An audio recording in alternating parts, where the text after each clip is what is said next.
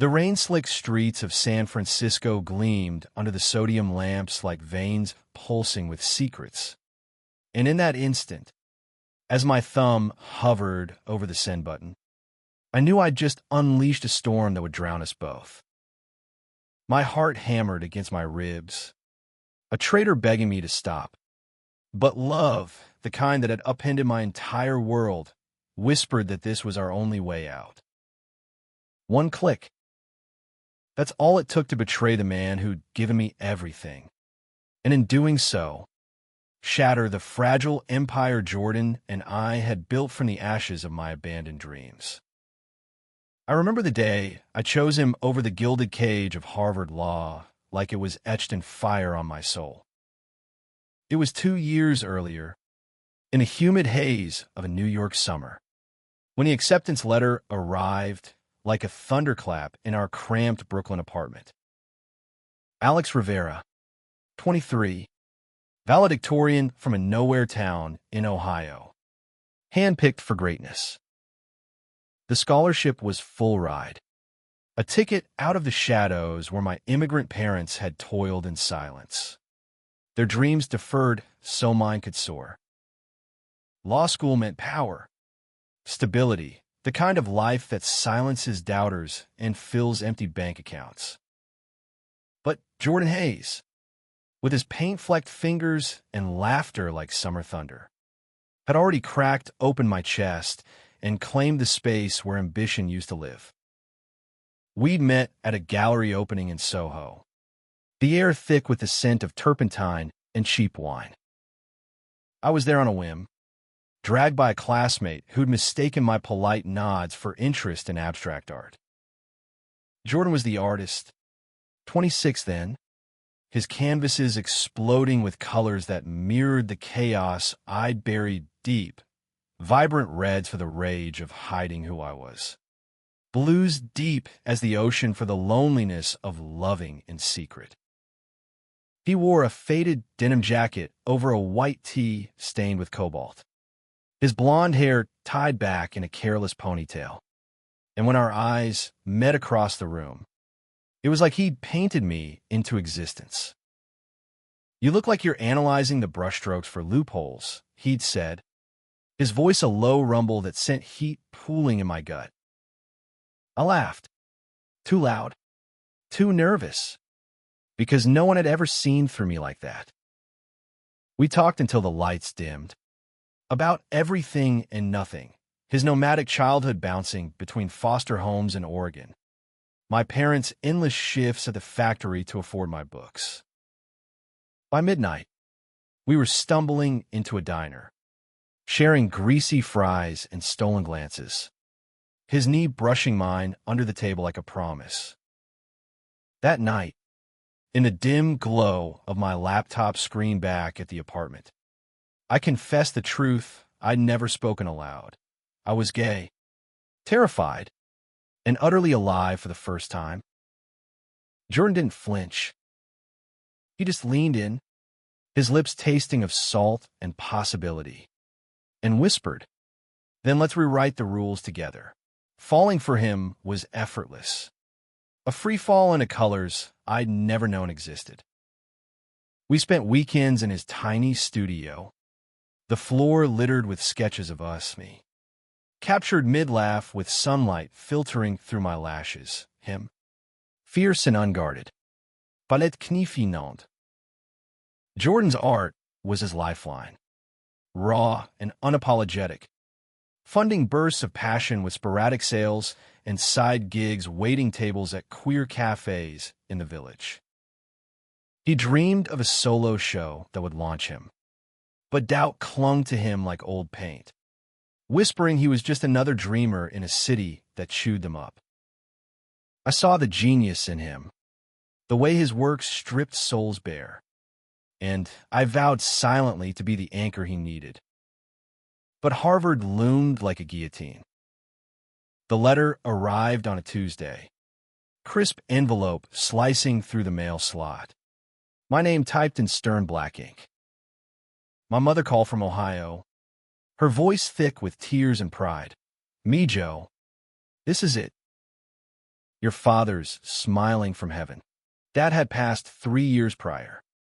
His last words a plea for me to make something of myself, to escape the grind that had hollowed him out. I stared at the paper, the weight of their sacrifices pressing down. But all I could think of was Jordan asleep in the next room, his chest rising and falling in peaceful rhythm. Law school meant Boston, meant leaving him behind in this chaotic pulse of New York, meant choosing a future scripted by expectations over the messy, beautiful now we carved out. I agonized for weeks, pacing the apartment while Jordan painted through the nights, oblivious to the war raging inside me. He'd catch me staring, pull me onto the worn couch, and trace patterns on my skin with his fingertips, murmuring, "Whatever it is, we've got this." But we didn't talk about the letter. I couldn't bear to see the flicker of fear in his eyes, the one that said he knew he was the wild card in my deck of safe bets. One evening, as thunder rattled the windows, I sat at the kitchen table, the scholarship contract glowing on my screen. Decline. Accept. The cursor blinked like a heartbeat. Jordan found me there, his hair wild from sleep, concern etching lines around his mouth. "Alex," his hand on my shoulder was warm, grounding.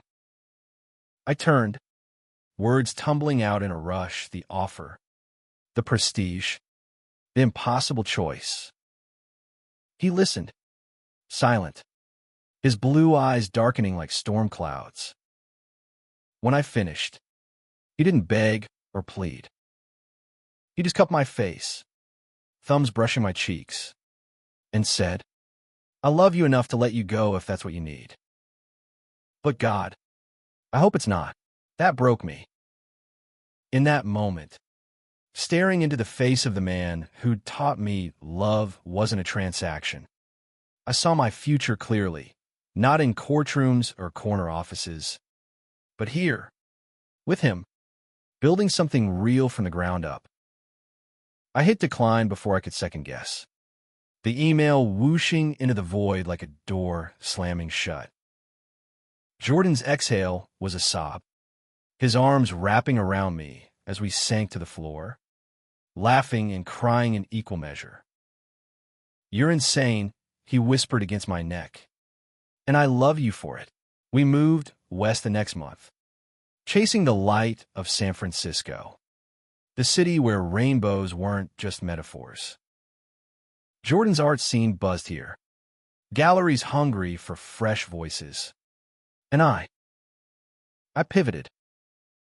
No Ivy League pedigree, but my undergrad degree in poli-sci opened doors to paralegal work at a small firm in the Castro, handling pro bono cases for queer youth, evictions, custody battles, the quiet injustices that chipped away at dreams.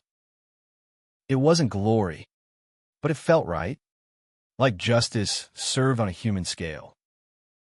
We rented a loft in the Mission, walls soon alive with Jordan's canvases, the air humming with turpentine and takeout Thai. Mornings were lazy, coffee steaming as we tangled in sheets. Evenings, I'd read briefs while he sketched, our worlds intertwining like vines. Our life wove into something profound, a tapestry of stolen moments and shared silences. Jordan landed his first big sale, a triptych of urban lovers that fetched 5 figures at a queer art fair, and we celebrated with champagne on the fire escape, toasting to risks worth taking. I climbed the ranks at the firm, taking on more cases, finding purpose in the gratitude of clients who'd lost everything but hope. We talked marriage one foggy night, walking hand in hand through the Castro's neon glow, rainbow flags snapping in the wind. "Not for the paper," Jordan said, "but for us. To say we're in this. Forever." I proposed 6 months later, On the anniversary of that declined email, down on one knee in a studio amid half-finished works. The ring was simple, white gold with a sapphire inlay, like the depth in his eyes. He said yes with a kiss that tasted of forever, and we planned a quiet ceremony, just us and the ocean at Baker Beach. But love, I learned, isn't a straight line, it's a wave, crashing and receding, testing the shores of your resolve. The cracks started small. Jordan's next show bombed. Critics calling his work derivative sentiment, buyers turning away like he'd offered fool's gold. He spiraled, nights blurring into whiskey-fueled rages, canvases slashed in fits of doubt. What if I dragged you down? Alex, you could have been someone. I'd hold him through the tremors, whispering reminders of our choice. But the seed of resentment took root, invisible at first. My work intensified too. A high-profile case defending a trans teen against conversion therapy zealots draining me dry. Late nights at the office bled into dawns. My text to Jordan growing curt. Apologies scrawled in margins of depositions. We fought ugly, whispered barbs over burnt dinners, then made up with desperate urgency. Bodies colliding like apologies unspoken. But the distance widened, a chasm papered over with routine. Then came Marcus Hale, partner at a rival firm. Silver Fox handsome with a reputation for poaching talent. He slid into my life at a networking mixer, all polished charm and knowing smiles, offering a senior associate spot that screamed redemption, 6 figures. Prestige, the life I'd forsaken. You're wasted on those bleeding heart cases, he said over scotch, his hand lingering on my arm. Come build something real. I laughed it off, but the words burrowed deep, echoing Dad's ghost. Home that night, Jordan was absent, lost in a new piece that bled reds and blacks. I didn't tell him about the offer, but guilt gnawed, manifesting in colder silences. Marcus persisted, lunches that stretched into afternoons, his compliments laced with subtext. The brush of his knee under tables of temptation I swatted away, but couldn't unfeel. He was safe, uncomplicated, a mirror to the man I might have been. Jordan, with his tempests, felt like the risk I'd chosen, and was I still brave enough for that? The click happened on a Thursday, the kind of gray San Francisco day that presses down like regret. Jordan was at a critique group, leaving me alone with a bottle of Merlot and my laptop. Marcus had emailed again, the job offer attached, but it was the PS. That undid me, a photo from our last meeting, him and me at a harborside bar. My laugh captured mid-bloom, his arms slung casual around my shoulders. Innocent, but in Jordan's eyes, poison. I meant to delete it. A reflex to bury the temptation. But the wine blurred edges, and my fingers slipped forward to Jordan's inbox, with a subject line auto-filled as thinking of you. One click. The email winged away, carrying the image like a grenade pin pulled. Panic surged. Hot and choking, I lunged for my phone, but his call came first. Voice shattered glass. Alex, what the hell is this? He was home in minutes. Face ashen. The printout clutched like evidence in a trial I'd rigged. Thinking of you? With him. His eyes. Those blue oceans. Stormed with betrayal. I stammered explanations. The job. The photo. My stupidity, but words crumbled against his pain. You gave up everything for me, he whispered, and now you're building it back without me. Was I ever enough? The fight that followed was cataclysmic. Voices ricocheting off the loft's exposed beams. Accusations flying like shrapnel. He hurled the vulnerability I'd cherished back at me, the foster kid scars, the art that never sold, the love he'd poured out only to watch it pool unreturned. I fire back, exhaustion cracking my armor, the late nights, his withdrawals, the way our dream had morphed into drudgery. I chose you, I roared. But love isn't a life sentence. What if we're killing each other? He left at dawn, bag slung over his shoulder.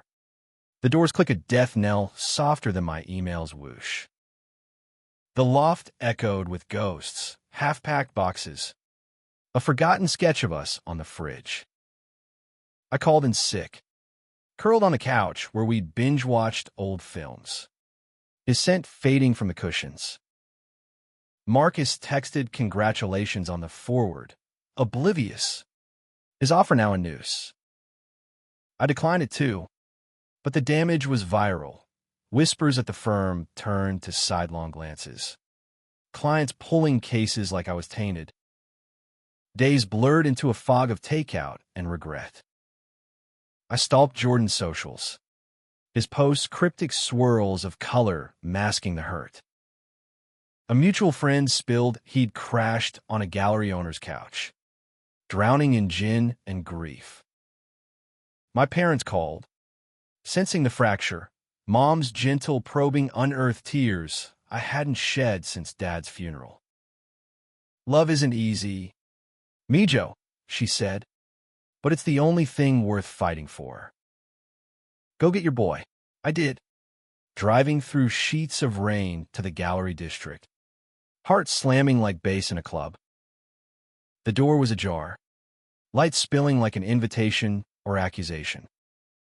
Inside, Jordan hunched over a canvas, strokes furious, the image emerging, two figures entwined, one reaching, the other receding into shadow. Me. Us. Jordan, I breathed, the word a plea. He didn't turn, brush dripping crimson. You destroyed it, Alex. One click, and poof, gone. His voice cracked, raw as exposed nerve. I stepped closer, the air thick with paint and unsaid sorries. I destroyed us. You're the one who shut down every time it got hard. I gave up my future for you, and you act like it's a burden. He whirled then, eyes blazing, but beneath the fire, devastation. Because it is. I see you, tired, overlooked, pouring into cases that break you while I chase ghosts on canvas. That photo, it confirmed what I've feared. You're slipping away, back to the safe life you deserved. The truth landed like a gut punch. In choosing him, I'd romanticized the sacrifice, ignored the toll. But standing there, amid the wreckage of our haven, I saw the lie we'd both lived, love as fairy tale, not forge. I slipped because I was scared, I admitted, voice trembling. Scared we'd become this, strangers in our own home. But that click, it was me running from us, not to him. You're my everything, Jordan. The scholarship was paper, you're my pulse. He dropped the brush, paint splattering like tears. Silence stretched, taut as a wire, then snapped. He crossed the room in 3 strides, crashing into me with a kiss born of fury and famine, hands fisting my shirt as if I'd vanish. We stumbled back, knocking easels, the world narrowing to breaths and beats. Don't you dare leave me again, he gasped against my mouth. Promise you'll fight. I promise, I vowed, sealing it with touches that mapped our scars. We didn't fix it that night, no grand speeches or instant glue. But in the quiet after, tangled on the studio floor, his head on my chest. We talked. Really talked. About therapy, boundaries, the art show he owed himself, the firm I'd outgrow. About rebuilding, not from scratch, but from the bones we'd buried. Months later, under a relentless California sun, Jordan's solo exhibit opened at a Castro gallery. Walls ablaze with our story, canvases of fracture and fire. Love's click and shatter.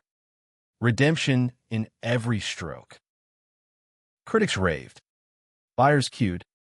But his eyes sought mine across the crowd, shining with the pride I'd given up law for. Marcus sent a bottle of scotch with a note. Smart move.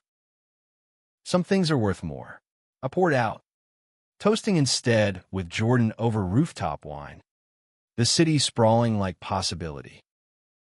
We married at sunset on that same beach, waves whispering vows as witnesses. No scholarships lost, no clicks fatal, just two men, scarred and whole, choosing each other daily. Love, I learned, isn't the absence of destruction, it's the courage to click rebuild. And in each other's arms, we found our forever verdict, guilty as charged, of loving too fiercely to ever let go.